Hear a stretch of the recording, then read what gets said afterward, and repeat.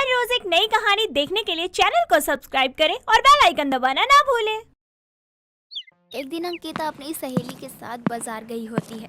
यहाँ उसे खाने को बहुत कुछ मिलता है। तभी उसे कुछ नया दिखता है और वो उस दुकानदार के पास जाकर बोलती है, अरे वाह, ये तो देखने में बड़ा ही टेस्टी लग रहा है। ये क्या है और कितने का है चाचा जी?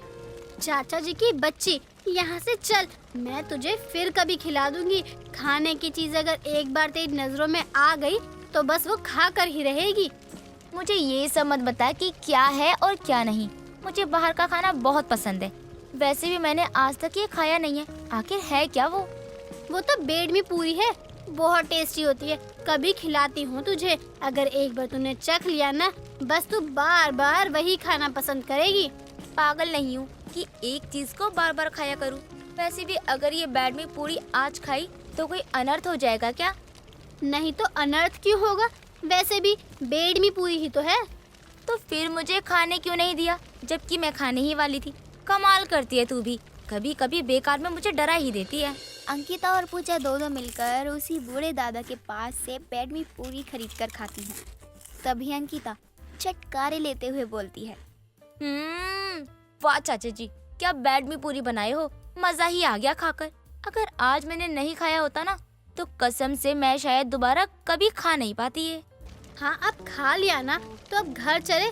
बहुत वक्त हो चला। माँ को अगर पता चला ना कि मैं बाजार आई थी, मुझे तो कच्चा ही चबा डालेंगी अपनी बातों से। चल जल्दी। अरे अरे रुक ना, ऐसे कैसे चल दूं? मुझे और खाने है बेडमी पूरी, और घर भी लेकर जाऊंगी। वैसे इसमें पड़ता क्या क्या है? अरे मेरी माँ, घर जाकर देख लेना यूट्यूब पर कि कैसे बनाई जाती है ये बेडमी पूरी, अगर बना पाए। वैसे मुझे नहीं लगता कि तू ये सब बना पाएगी। दोनों सहेलियां बेडमी पूरी खाकर अपने अपने घर की तरफ चलती हैं। ऐसे ही एक दिन अंकिता अपनी माँ सरोजनी से कहती है, माँ आपको पता है, मैंने कुछ दिन पहले बेडमी पूरी खाई थी। बहुत मजेदार थी। इतना अच्छा स्वाद था कि क्या ही बोलूं। मुझे फिर से खाने का मन हो रहा है। खाने का मन हो रहा है तो जाकर ले आ। मैं भी तो देखूं कैसा होता है। होता तो पूरी जैसा ही है, लेकिन उसका स्वाद, आहा, क्या ही कहना। वही स्वाद चिपक गया मेरे मुंह में तो। बोलती ही रहेगी या जाकर लेकर भी आएगी? तेरी बात सुन सुनकर मेरे भी मुंह में पानी आ रहा है। जा जाकर गर्मा गर्म जल्दी से बेडमी पूरी लेकर आ। ऐसे कैसे गर्मा गर्म लेकर आ जाऊँ माँ? बाजार से घर तक आते आते बेडमी पूरी ठंडी हो जाएगी। उससे अच्छा है कि हम वहीं चलकर खा लेते हैं।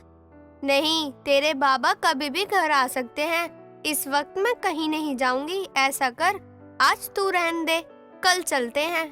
अरे, मेरा खाने का मन आज है और आप मुझे कह रही हैं कि मैं कल खाऊं? नहीं माँ, मैं आज और अभी खाऊंगी। क्यों ना हम घर पर ही बनाने की कोशिश करें, जब भी हमारे घर में मटर, आलू और आटा सब कुछ है। सरोजनी अंकिता को मटर, आलू और आटा देती है। अंकिता आटे में तेल डालकर गूंथती है और मटर को आटे के लोई में डालकर छोटी छोटी पूरियां बनाती है और आलू की सब्जी बनाती है। कुछ देर बाद अंकिता के पास उसके पिता सूरज आते हैं और अंकिता उन्हें बेडमी पूरी और सब्जी खाने को देती है, जिसे खाकर सूरज बोलता है, अरे वाह, क्या बात है, मजा आ गया खाकर। बहुत ही स्वादिष्ट बनाई हो पूरी। सच्ची आपको बहुत पसंद आया? आपको मालूम है, आज मैंने ये पहली बार बनाया है और इसे पूरी नहीं, बेडमी पूरी बोलते हैं। बस बस, खुद की तारीफ खुद ही कर रही है। जरा मैं भी तो टेस्ट करूं। आखिर तेरे पिताजी सच कह रहे हैं या बस तेरा दिल रखने के लिए झूठी तारीफ कर रहे हैं? मुझे पता है पापा मेरी झूठी तारीफ नहीं कर रहे हैं, क्योंकि मैंने पापा के साथ थोड़ा बहुत खा लिया था। और सच बताऊं, बहुत टेस्टी बना है माँ। मैंने कभी सोचा नहीं था कितना टेस्टी बनेगा। बस कर, खुद की तारीफ तो हर कोई कर लेता है। अब मैं खाऊंगी, तब जाकर बताती हूँ कैसा बना है। हाँ हाँ, खाकर देखो। अगर तुमने भी अंकिता की तारीफ नहीं की ना, तो मैं अपना नाम बदल दूंगा। सरोजनी भी बेडमी पूरी खाकर अंकिता की बहुत तारीफ करती है। ऐसे ही कुछ दिन बीत जाते हैं और एक दिन अंकिता को देखने लड़के वाले आते हैं। अंकिता सभी को बेडमी पूरी देती है और सरोजनी बोलती है, बहन जी, ये बेडमी पूरी हमारी अंकिता ने अपने हाथों से बनाया है। खाकर देखिए और बताइए कैसा बना है। अच्छा, सब ऐसा ही बोलते हैं, ये हमारी बेटी ने बनाया है और निकलता क्या है, दुकान से लेकर आते हैं। खैर, जिसने भी बनाया है बहुत ही स्वादिष्ट बनाया है। नहीं बहन जी, जितनी भी चीजें यहाँ रखी हुई हैं सब मेरी बेटी ने ही बनाई हैं। सब कुछ ठीक ठाक बना लेती है, लेकिन बैड में पूरी तो गजब ही बनाती है। अरे बस करो सरोजनी, कितनी तारीफ करोगे अपनी बेटी की। बस अब आराम से बैठ जाओ। हाँ जी, बस कीजिए। अब हम मान गए कि सच में ये सारी चीजें आपकी बेटी ने ही बनाई होगी। सभी को बैड में पूरी बहुत अच्छा लगता है और सभी तारीफ भी करते हैं। कुछ समय बाद अंकिता की शादी हो जाती है। पहली रसोई में अंकिता बैड में पूरी बना रही होती है, तभी वहाँ सुनीता आकर बोलती है, अरे ये क्या बना रही हो बहू, और इतना ज्यादा तेल कढ़ाई पर? ये तो पूरे महीने भर का तेल है बहू। क्या तू एक ही बार में इतना सारा तेल खराब करेगी?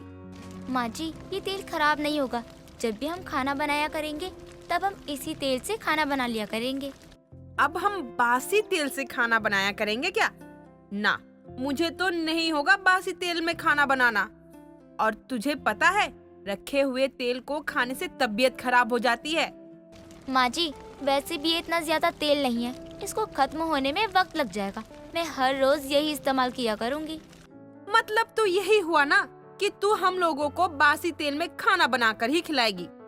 आप कहती हैं तो मैं कल तेल में बैड में पूरी बनाती हूँ। अब आप जाइए, मैं आप सबके लिए नाश्ता लेकर आती हूँ। वैसे माँ जी, आज घर में कितने लोग आने वाले हैं? कितने लोग? कितने लोग क्यों आएंगे हमारे घर में? जितने लोग हैं उतने ही आएंगे। मैं, तू, नकुल, बस 3 लोग हैं। क्योंकि माँ जी, मुँह दिखाई के लिए कोई नहीं आएगा क्या मुझे देखने?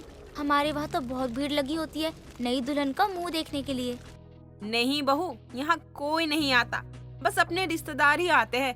गांव में सबको पता है 2 दिन बाद तो देखना ही है, इसलिए कोई मुंह दिखाई की रस्म नहीं होती। अब तू सोच ले कितने लोगों का खाना बनाना है। सुनीता की बात सुनकर अंकिता हैरान हो जाती है। ऐसे ही कुछ दिनों बाद जब घर पर कोई नहीं होता तो अंकिता को देखने उसकी बुआ सास आती है और आवाज लगाते हुए बोलती है, भाभी, अरे ओ भाभी, लगता है भाभी बूढ़ी हो गई है। अभी से ही भाभी को कम सुनाई देने लगा है। भाभी सुनती ही नहीं है। अरे भाभी, कोई है घर पे या नहीं? तभी अंदर से अंकिता घर के बाहर आती है और बोलती है, कौन हो आप, जान सकती हूँ? और भाभी कहकर किसे बुला रही हो आप? तू नकुल की दुल्हन है ना? अरे बहू, तेरी बुआ सास हूँ मैं। आजा मेरे पैर छूकर मेरा आशीर्वाद ले ले। लेकिन मैंने आपको पहचाना ही नहीं। नहीं, आपको मैंने अपनी शादी में देखा। कैसे देखेगी? मैं तो नकुल की शादी में ही नहीं आई थी। बहुत कोशिश की कि तुम लोगों की शादी में आऊं, लेकिन अब क्या करूं, किस्मत से तबीयत ही खराब हो गई और उसने ही साथ नहीं दिया।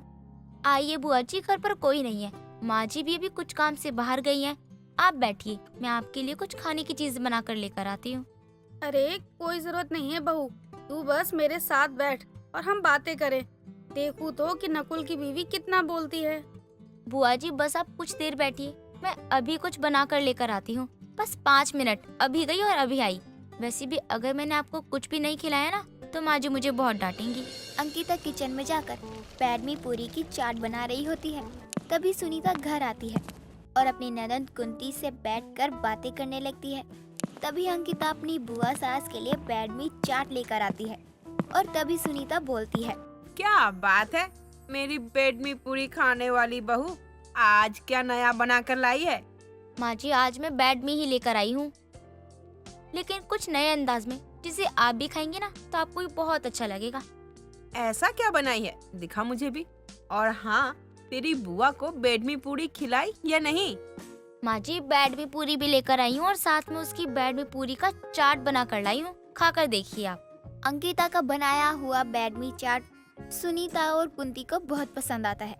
दोनों खुश होकर अंकिता को तोहफा देते हैं और दोनों खूब चटकारे लेकर खाते हैं। दोस्तों, अगर आपको ये कहानी पसंद आई तो इसे लाइक करें, शेयर करें और कमेंट करके बताएं कि कहानी में आपको सबसे अच्छा क्या लगा।